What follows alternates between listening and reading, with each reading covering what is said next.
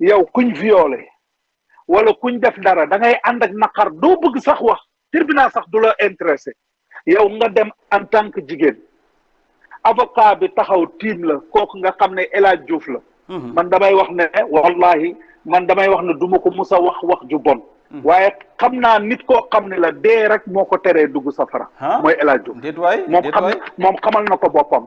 wallahi lazim nit koo xam ne la dee rek moo ko teree.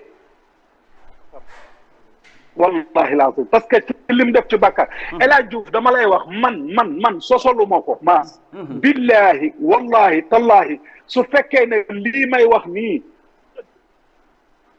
bu ma yeewu suba gis nga ba ñuy xëccoo 2014 mairie Kaolack Wardini mu ngi ci bokkoon man mii maa jiite woon mairie de la mairie aux jeunes maa ko jiite woon Kaolack xëcc ko man maa jëloon 11e 18 candidats la.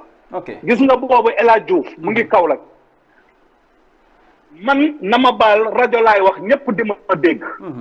mais jabaru kilifa boobu tey am naa samay doom mu mag yoo xam ne mun nañ koo seede ñu ngi ci wetam mun nañ ko seede. mu tëjoog jabaru kilifa di njaalo ci biir hôtel Relais. subhanallah astaghfirullah. doy na waar loolu accusation yi xaw a doy waar la Baye Mbaye tey laa ko soog a wax su fekkee ne lu may wax su fekkee ne li may wax nii yal na ma yàlla lekk billahi wallahi tallahi barka alquran al karim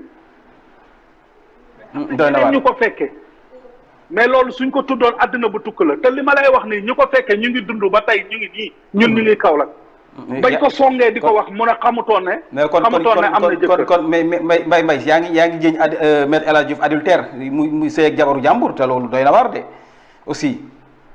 man maa ko seede man Baye Mbaye Niass.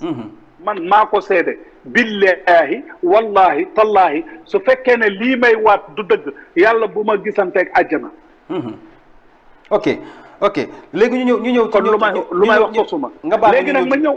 ci dossier bi ma ñëw foofu. waaw ma ñëw foofu. El Hadj Diouf war naa taxaw xool ku mel ne Adji Sarr ëllëg mu war a am doom. ami ay jabar mu naan waaw violé nañ ko ba mu roode.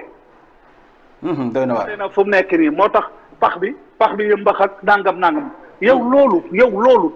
kenn du ko nangoo wax sa doom. ci tribunal waxuma la ak nangam. xoolal xale beneen jigéen bi bañ ko waxee laajee ko sax am na kersa pour wax dara ci làmmiñam. dañ koo jàngaloo wow bët. liñ ko jàngaloo du loolu su ma lay dégg tamit dafa man ni su ma lay dégg tamit dafa man ni Adji Sarr da nga jàpp ne li muy wax lépp dañ ko wax loo. Adji Sarr lépp lu mu def dañ ko koo defloo lépp lu mu wax dañ ko koo waxloo. man actualité yëpp dama koy seetaan bërki démb rek moom ak ñoon booy boobu di saaga te nekk Italie xaw ma Allemagne. gis naa seen benn direct bu ñuy def noonu. bañ bëgg a wax mel ni ku réeroo kon nga xam ne ñu loolu yëpp ay complot la. léegi nag li ma bëgg a wax mooy.